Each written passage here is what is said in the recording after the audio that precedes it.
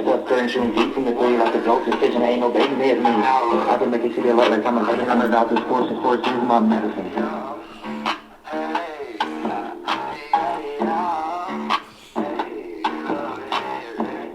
Yo, good morning. Good morning out there. This is D. Jeff, also known as the Doctor of Sports. This is the Sports is My Medicine podcast. Coming to you the morning of the NCAA tournament. Yes, the tournament does start today, although we did have a few playing games the last couple days. But, that's not where the tournament begins. The tournament begins today. Looking forward to it. Took today and tomorrow off. I'm gonna sit home and eat some snacks, some beverages, and just sit back and watch college basketball.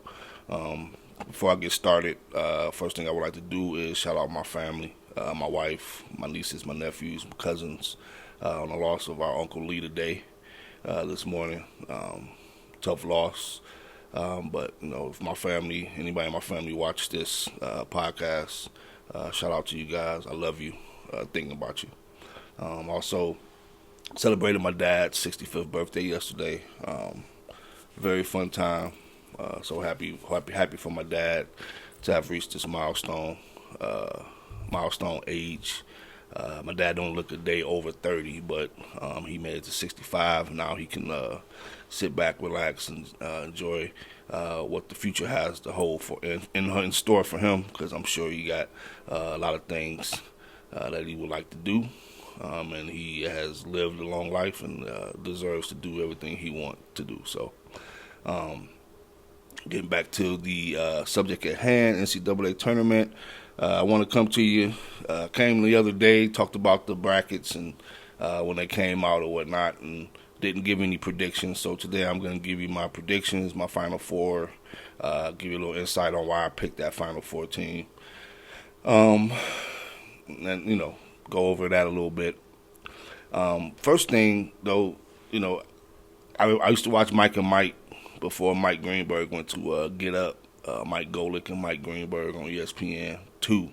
It's one of my favorite shows of all time. They used to do a bracket every year, and they call it the Sheets of Integrity. And what that means is one bracket, one pool, no 2, 3, 4 brackets in the same pool where you can switch teams up and enhance your chances of winning the bracket.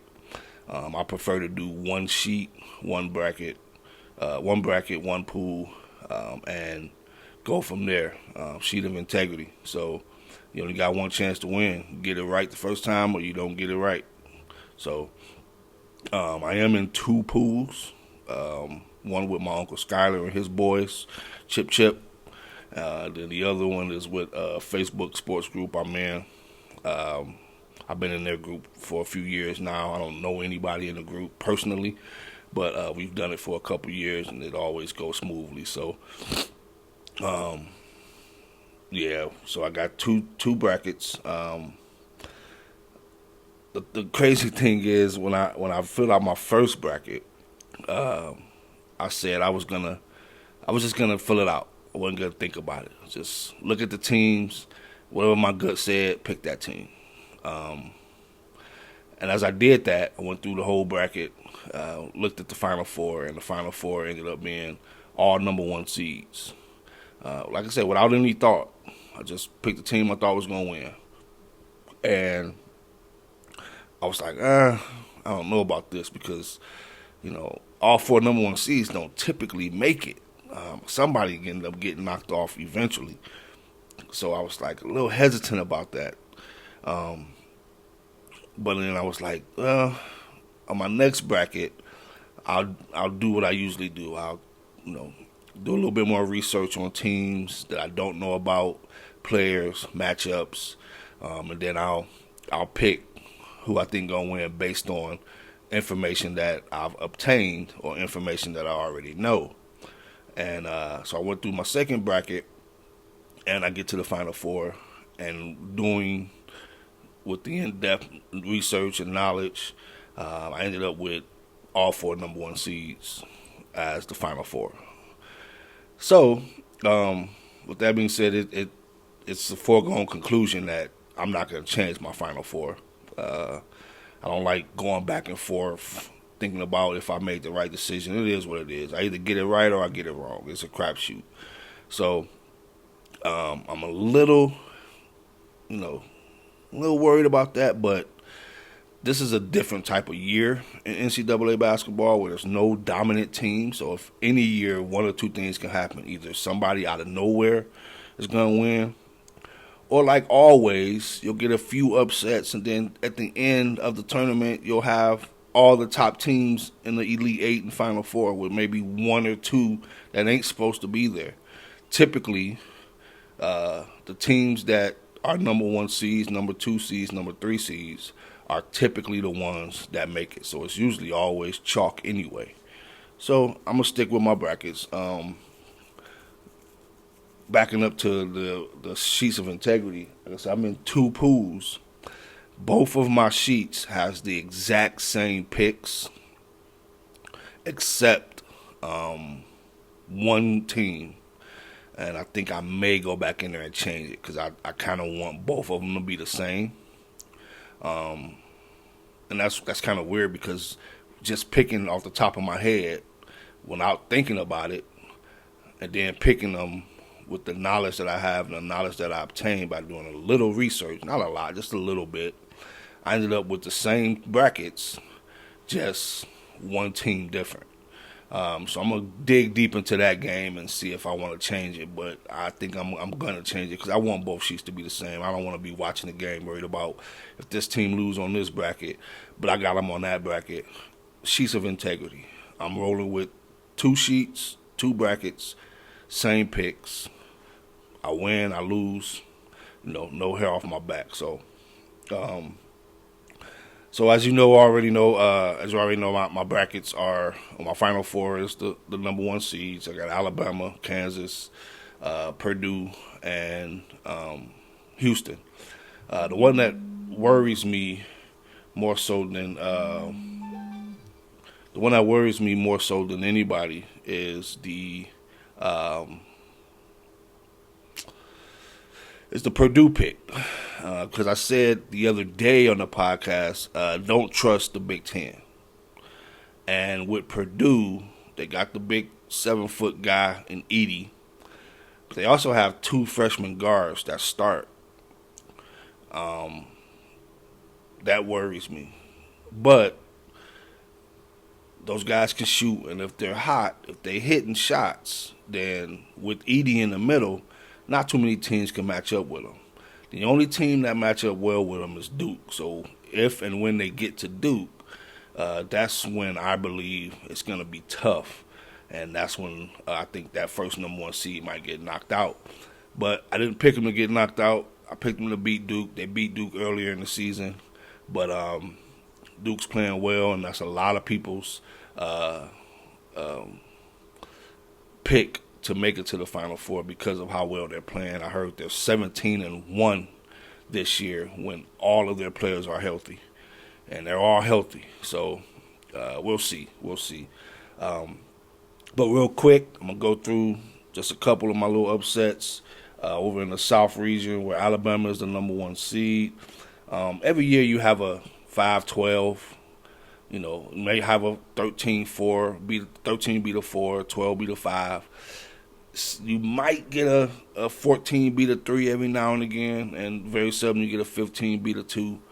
We all know only one number 16 seed has ever lost in the first round. So I don't think I have any upsets in the South. Yeah, I do. I have a 10 beating a 7. I got Utah State beating Missouri in the first round. And then the 8-9 matchup was not really an upset. That's Maryland versus West Virginia. I got West Virginia beating Maryland. Again, I don't trust the Big Ten, so I don't think I got no Big Ten teams winning in the first round except Purdue and then Michigan State and Penn State, I believe. In the East region, I don't have any upsets. Looks like it's all chalk. That's the bracket where Purdue is. I think Memphis in the second round could give Purdue trouble. They're athletic. Penny did a good job of coaching this year. And then Duke and Oral Roberts. Look, I originally in my brain was like Oral Roberts gonna beat Duke. Oral Roberts got a very good team. They always got a senior class. Always got good guards. They can shoot the ball. They've won a lot of games in a row, so they're hot just like Duke. But ultimately, I think Duke's playing too well, and they got more talent. So talent will win over in that game. Excuse me. So no upsets in the East.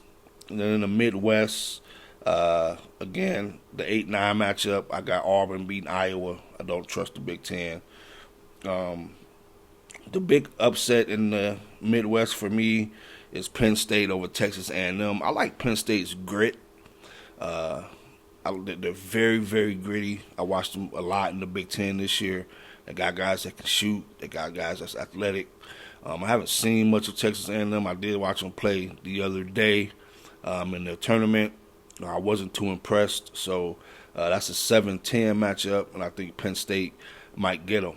I don't have Penn State going too far after that. So if they don't get them, then it'll be fine. It's just one loss in the first round. I don't expect to have a perfect bracket, so no big deal. And then in the West, where Kansas is the number 1 seed, the big upset I have over here is VCU over St. Mary's. St. Mary's is the 5 seed. VCU is the 12 seed, so that's my 12-5 upset. I've watched VCU a few times this year, and again, guard play. They can shoot the ball very well. St. Mary's is really slow and methodical. They're not very athletic. They got some guys that can shoot, but the way they lost to Gonzaga in their conference championship game, and everybody thought they had a shot to win. Everybody thought they might win. That was a little disturbing. And watching them play that whole game, I'm like, if they run into a team that's athletic and that can run and can change the tempo, then they can be beat. And VCU is that team. So ain't no Shaka Smart over there at VCU. He over in Marquette now, but I do believe VCU is going to upset number 5 St. Mary's. And then my other upset, I got 2 upsets in the West. So this is my upset bracket. Obviously, I have VCU over SMU. The one I'm concerned about is Arizona State over TCU. Arizona State just played last night in the play-in game. They shot like 70% from the field. I think it was like 68.6% or something like that. They shot 78% from the field, 70% from the field. That might carry over. And then we always see one of those teams that was in the play-in game advance. Every year, one of those teams advance. So this year, I'm thinking it's going to be Arizona State over TCU. TCU had a great season. They got a great team. But I just, for some reason, I don't have a very good analysis on why, with the exception of what I seen TCU do. Arizona State do the other day. And I think that's gonna carry over. And then the last upset in this bracket is that TCU Arizona State is an 11 seed over a 6. Is another 10 over 7, and that's Boise State over Northwestern.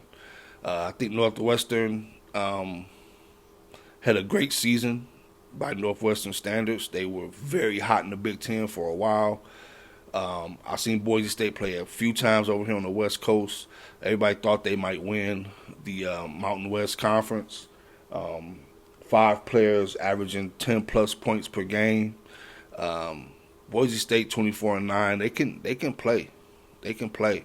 And I just believe that, again, coming out of the Big Ten, I don't think the Big Ten was that strong.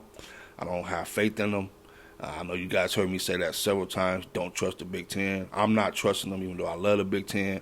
I could be totally wrong, and all these Big Ten teams would be like, "We heard you, Doc, and we gonna prove you wrong." And they might have my brackets all fucked up, but hey, this is my picks, and I'm sticking by them. So those are my little upsets, my little tidbits. When you get down to the Final Four, like I said, I got Alabama, Purdue, Houston, and Kansas. My championship game is going to be Alabama and Kansas. and I have Alabama winning the national championship, probably like a lot of people. I wanted to go in a different direction just because I know everybody's picking Alabama, but I'm gonna rest on my belief that I'll get enough points throughout the tournament in the first 1, 2, 3, 4 rounds, where even though we may have the same picks in the Final Four or in the championship game, that I outpointed you throughout the tournament, kind of like a boxer. You know what I mean? I'm hitting all the jabs. I'm throwing more punches. You landed some power punches, but I done threw 300 punches, and you threw 125. But I'm outpointing you on the scores card because I threw enough punches. So in the end, I'll win because of what I did throughout the tournament, not just in 1 round or 2 rounds. So Alabama, Purdue, in one side, and then you got Houston, Kansas on the other. Houston is interesting because the Sasser kid had a groin injury. Houston and Purdue I'm really worried about because I don't know what Sasser's, if he's hurt, if he's going to play, how much he's going to play. Houston still got a lot, but Sasser's a first-team All-American. And if he's not 100%, then the chances of them making it to the Final Four drops a lot. But I'm still going to roll with them. Plus, the Final Four is in Houston this year, so they got extra incentive to make it to the Final Four, playing their own, in their home stadium. Well, not home stadium, but in their home city. And then Kansas has been steady all year. Got a great team. They defend the national champions. I think their bracket is pretty easy. Not easy, but they have the easiest road, them in Houston. So I got a feeling Alabama and Kansas being in the national championship game. Alabama's my pick. Alabama's been my pick probably since midway through the season when I seen Brandon Miller play. When I really start watching him and paying attention to him, I watched Brandon Miller play at least 15 times this year, at least. And that kid's special. Not gonna get into all the nonsense about what happened with, the person who got killed and Darius Miles, the teammate who killed her, and if Brandon Miller brought the gun, if he didn't get charged. The DA and everybody said he wasn't involved. Let's move on. All these chants. He's a kid, y'all. He's a kid, and somebody died. So that's what matters. This guy's a kid just trying to play basketball. He didn't kill nobody. He didn't intend nobody to get hurt. But yeah, again, like I said, I'm getting off into it. I don't really want to get off into that. But Brandon Miller, that Alabama gives me Syracuse vibes when Carmelo Anthony was the freshman at Syracuse. I don't remember what year it was, but the year they won a national championship and Carmelo was a freshman, and he basically led them to that national championship. I get those same vibes from Alabama. Nate Oates coming, excellent coach. They got excellent guards. They shoot a lot of threes, a ton of them. And if they making threes, you ain't beating them. They got a big 7-foot guy in the middle that's terrorizing everybody. They play crazy defense. They long, they athletic. Everything you need, they got. The guard play, defense, shooting, and then they got a star. Brandon Miller is the best player in college basketball. I don't care what nobody say. First team All-American. He's going to be a top 3 pick in the NBA draft. So I'm rolling with Alabama because of Brandon Miller, because of Nate Oates, and because of that defense, and because of them guards and the way they shoot. Now, if they not hitting, they can look pretty bad if they ain't hitting their shots. But when you have a star like Brandon Miller, he make up for some of those misses, because he had a bad game the other day and still ended up with 25, because that's how special he is. So to recap, we got about an hour and a half before the first game tip off. I'm getting ready to hit the store, get my snacks and stuff I want, sit back and relax and chill, watch the games. To recap, Alabama, Purdue, Houston, Kansas. I got chalk, baby, number ones all the way around. Alabama and Kansas in the national championship game with Alabama winning. And Brandon Miller's going to go off to the NBA with a national championship like Carmelo Anthony did. And that's that. So you guys tell me out there what you think. Who's your Final Four? Who's your national champion? It's going to be a fun tournament. I hope everybody enjoy it. I hope everybody get a chance to watch as many games they want to watch. It's a special time of year, fun time of year, and let's just have fun with it.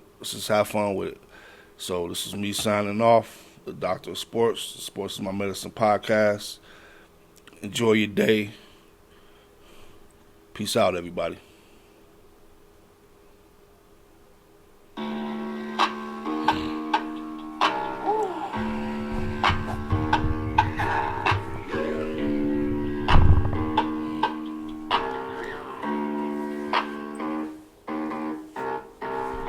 Shooting deep from the 30 out the dope decision, ain't no baiting it. I can make it see the light like I'm a veteran. I'm a doctor of sports, and sports is my medicine.